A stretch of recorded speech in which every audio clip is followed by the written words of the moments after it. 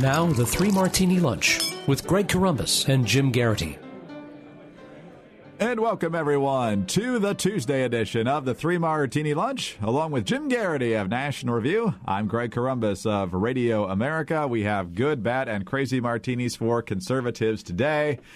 And, Jim, it was just yesterday that we started to see the stories pop up of how to talk to your fill-in-the-blank relatives, conservative, liberal, usually conservative relatives at Thanksgiving about the issues that ought to concern them, like the caravan and voter suppression and pre-existing conditions. And let me just tell you, if you bring that up to me at the Thanksgiving dinner table, I'm not going to stay at the dinner table. That's not what Thanksgiving's for, and go away. But I honestly think this is a kind of a Washington bubble thing, or at least a political bubble thing, because I don't really know any families that do that with any regularity at holidays. But maybe I'm wrong. But anyway, one of the things that has been increasing, apparently, is the indoctrination of kids at an absurdly young age on political matters. Ruth Margolis, writing in The Week, I think gets this pretty much right. She says, once upon a time, parents were content to read their kids books about talking pigs and rabbits that wear cute blue jackets. If politics was present at all, it was only under the cover of riddles and absurdity in stories like Dr. Seuss's The Lorax, a commentary on capitalism and environmental destruction. But now, subtlety and metaphors are out. The Atlantic reported recently that more and more liberal parents are buying picture books with explicitly politically progressive messages. There's Dreamers, which is full of inspiring messages about immigration, and the best-selling A is for Activist, aimed at parents eager to raise social justice warriors. While I'm all for molding tolerant kids, I can't wholeheartedly cheer the success of these woke bedtime stories. I'm worried that there's a trend toward telling our children too much about politics too young when they're not equipped to process it emotionally or intellectually. And then she gets specific later on in the piece. After the 2016 election, some parents I spoke with were so hysterically wrapped up in it all, they actually seemed to delight in telling everyone how devastated their offspring were when they found out Trump had won. A couple of moms whose kids were taking the same class as my then nearly 4-year-old asked me how she was dealing with the result. At first, I thought they were joking. When I realized they weren't, I told them I actually hadn't even mentioned the election to my daughter. They looked at me like I was an alien. These folks, it seemed, had been sitting their kids in front of Rachel Maddow every night for the duration of the campaign.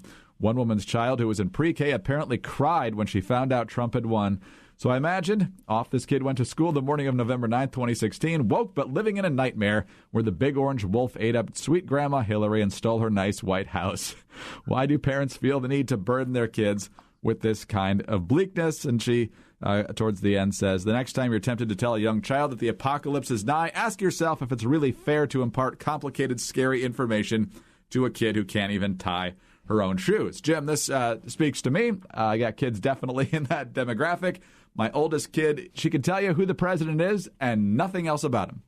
I have great faith, Greg, that you are raising your girls just the right way. I think, look, there's no doubt that as kids get older, my guys are now 8 and 11, they're going to hear more about the world. They're going to hear things at school. You probably want to discuss things going on in the world with them. There's nothing wrong with that. And there's a good chance that my boys will witness some, I want to say heated, but let's just say impassioned debates around the Thanksgiving table.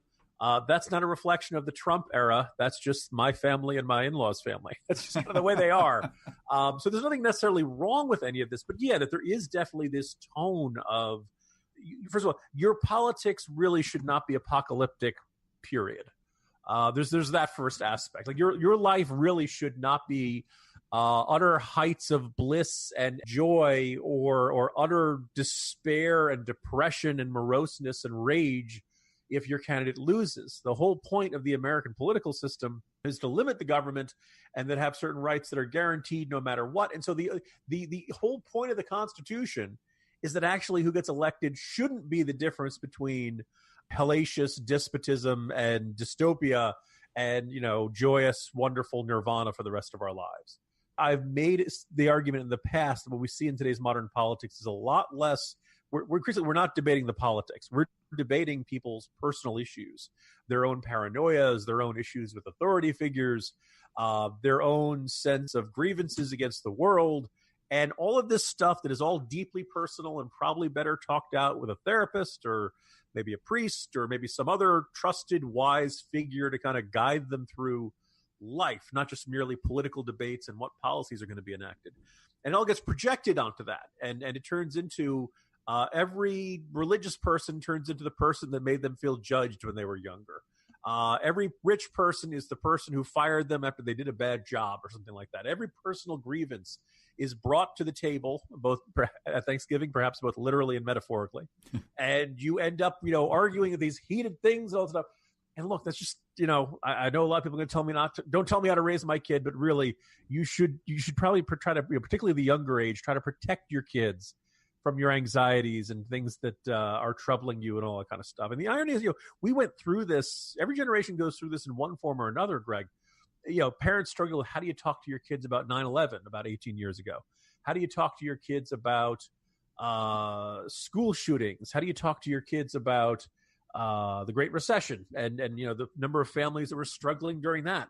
There's always this question of how do you delicately introduce your kids to the problems in the world and let them know that it isn't quite as happy and sunny as the storybooks kind of made it seem when they were in, say, kindergarten and younger.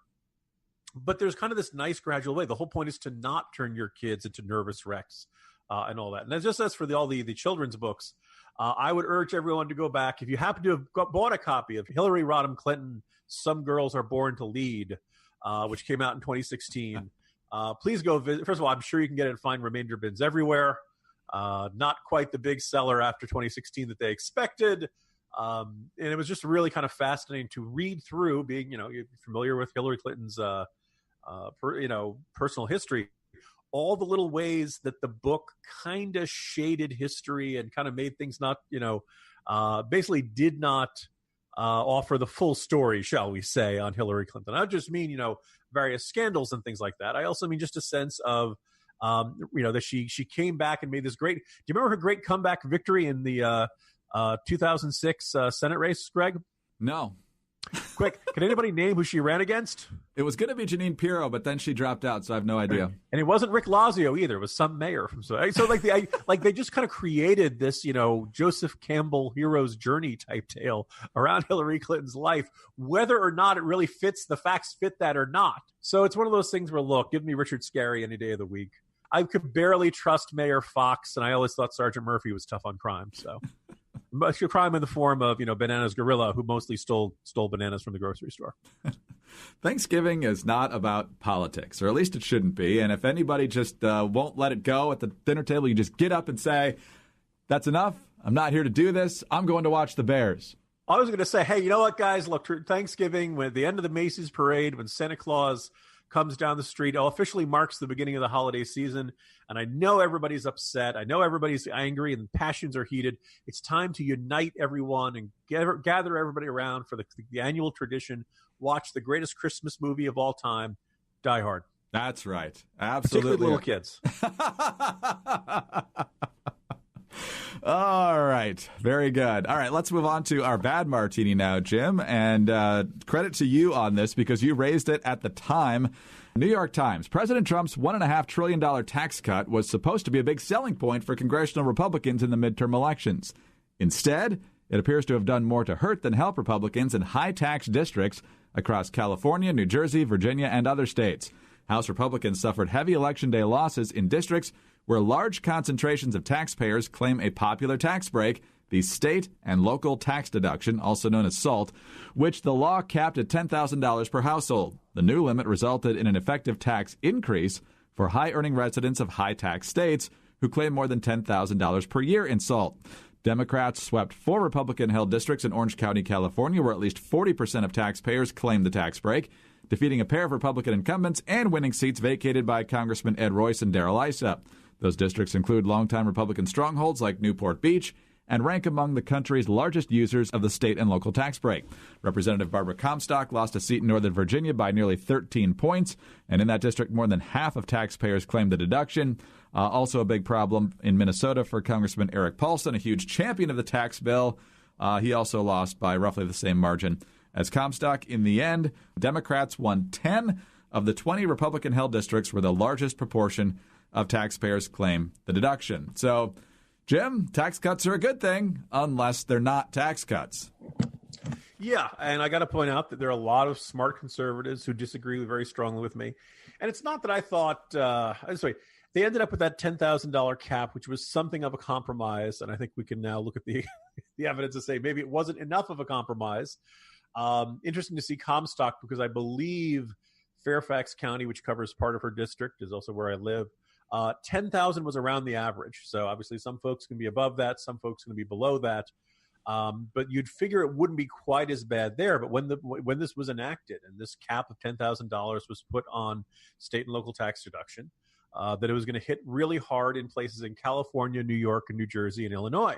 And a whole bunch of conservatives said, well, they're good. Stick it to those blue states. You guys take that. Well, here's the thing. Even if those are blue states in presidential races and Senate races, there were still a decent number of House Republicans from those districts. And it's kind of a question of like, look, you might think of New York City as a, Sodom and Gomorrah on the Hudson, and I can't stand those people. New Yorkers, Jet fans, all of that. But the New York and New Jersey suburbs are full of a lot of people who are, if not conservatives, people who are open to voting for Republicans. I went back and I checked places like Mercer County, were the places that actually Trump won. These are. If not, red, let's say purple places where a decent number of Republicans, and I'm guessing a decent number of those Republicans voted for Donald Trump or voted for Republicans like Chris Christie and George Pataki and folks like that in the past because they wanted a tax cut, because they felt overtaxed. Republicans finally pass a massive federal tax cut, and lo and behold, they don't really get one because they eliminate that deduction. Now, I remember at the time hearing lots of people saying, this is ridiculous. I just checked with my buddy, and the Republicans passed their so-called tax cut, and I'm going to get a massive tax hike. And then I ran the numbers, and it was very hard to come out with that. That basically you had to be the one scenario where you'd end up paying more under taxes is if you were making something in the neighborhood of like $1 million a year. You did not own a house. You were single, no dependents, not married. And I guess there's no capital gains or anything. There was a really weird and unique set of circumstances. But what is probably more plausible, there's a whole bunch of people who saw the Republicans in Congress passing a tax cut and thought they'd be enjoying a nice big boom, suddenly looked at it and realized that because of the cap on the state and local tax deduction, they were getting only a very small tax cut, that they were not really going to feel it in their pocketbooks as much as they can. Now, look, I understand this is a classic case of principle versus pragmatism. Yes, right. I can understand the argument that deducting state and local taxes allows high tax state governments that have high taxes to escape the consequences of their actions. It lessens the likelihood of a taxpayer revolt. By golly, why should the red states? I get that. I understand that. But, when you do something like this, it has an effect. And what it had in the effect was that it basically nuked the Republicans who represented the suburbs in New York and New Jersey and Illinois. There are at least 2 districts in there, and all, California. You probably saw the sign that Republicans lost all of their seats in Orange County. And at one point, that was considered one of the most Republican communities in the entire country. Some of this you can attribute to demographic change, but I think it's safe to say the underwhelming nature of this tax cut to people who live in these areas, it's hard to believe that it had no effect on how terrible Republicans did in this area. And, I think it's a fair question to congressional Republicans to say, look, if you had to do it over again, would it be worth it to raise that from 10,000 to say maybe 15,000 or maybe 20,000? People point out that property taxes and that in a high cost of living, you don't need a super huge house to end up having really high property taxes like that. So Republicans now have to live with their consequences. They now have to try to win back a whole bunch of these seats. We'll see how things shake out, but it's probably going to hurt Republicans a little bit for the foreseeable future. All right, Jim, on to our crazy martini now. This is courtesy of CNN. Senate Majority Leader Mitch McConnell is leveraging his political power to try to convince Arizona Governor Doug Ducey to choose Congresswoman Martha McSally to replace Republican Senator Jon Kyl, who is considering leaving his seat before his term ends. Several Republican sources familiar with the conversations tell CNN. McSally, a Republican congresswoman who once worked for Kyl, lost her Senate bid 2 weeks ago to Democratic Congresswoman Kyrsten Sinema. Kyl, who was picked by the governor in September to fill the seat vacated by the late Senator John McCain, told CNN last week he has decided whether to leave office before his term ends at the end of next year. He wouldn't reveal his decision, but said he will talk to Ducey about it. So, Jim, this is a seat that you're going to have to run for again in 2020 and again in 2022. So it's somebody who needs to be elected statewide. McConnell is probably trying to make sure that Sheriff Joe and Kelly Ward don't end up as the Republican nominee. There's certainly some Republican congressmen who might be a little more conservative than McSally, but you might question whether they could do well statewide. The question here, though, is should you appoint someone to a Senate seat who just got told by the people of Arizona, we don't want you in a Senate seat? Let's remember, Greg, they just barely said they didn't want her. I just kind of love the anticlimactic nature if it shakes out like this, Greg. You think about what was said to Arizona voters. This is the clash of the titans. McSally versus Cinema. The hard lefty versus the conservative. There can only be one, Arizona. It all comes down to this, and you have to make the choice. No, never mind. You get both. Don't worry. They both get to be senators. It's fine. We got 2 seats. It'll work out. You get a Senate seat. You get a Senate seat. Everybody gets a trophy. Everybody's a winner tonight. Oh, sorry. We only get sorry, Green candidate, Angela Green. Sorry. We only have 2 senators, so we don't get that. I mean, talk about a consolation prize. You run for the Senate. You come very short. Yeah, you get a Senate seat anyway. I don't know if this is necessarily how it's supposed to work, but I think it probably is the safest way to keep the seat Republican. I suppose she's still probably going to have a primary challenge of some kind. Hopefully not Sheriff Joe running one more time, who would be running against not just McSally, but also the actuarial tables in running for a full 6-year term. The indiscretion would be, is McSally, she came very close this time. Was Cinema's win driven by weaknesses in McSally, or was it just the nature of a Democratic year and also the possibility that, as I mentioned earlier in this podcast, Republican weakness in the suburbs and the fact that Trump is very tough to sell in the suburbs these days? In other words, would McSally do better with the advantages of incumbency and in a more normal political environment? It's possible. It's also possible it's not like that. John over at Ricochet had a very interesting essay. Lives out in Arizona, and he kind of made the arguments about, well, you could kind of point out the McSally campaign was kind of cookie cutter. They had a candidate with a terrific biography and a lot to.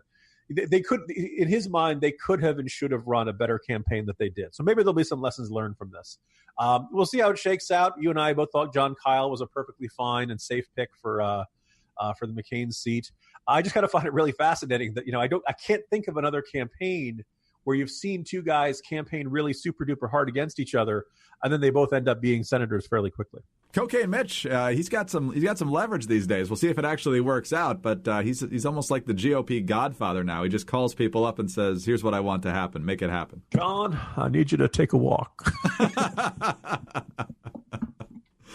Cocaine Mitch riding high. We'll see what happens with Arizona. I'd kind of like to see Jon Kyl just stick it out till 2020, but I can understand the sentiment to wanting an incumbent there because, as you mentioned, certain advantages to that. So, Jim, on that note, we'll call it for today. Still got special episodes of the 3 Martini Lunch this week. Tomorrow, we've got our things we're politically thankful for, and then on Friday, our Black Friday shopping list for political figures. So make sure you tune in for those. And, Jim, I will talk to you tomorrow. See you tomorrow, Greg. Jim Geraghty of National Review. I'm Greg Corombos of Radio America. Thanks for being with us today. And be sure to tune in again on Wednesday for the next 3 Martini Lunch.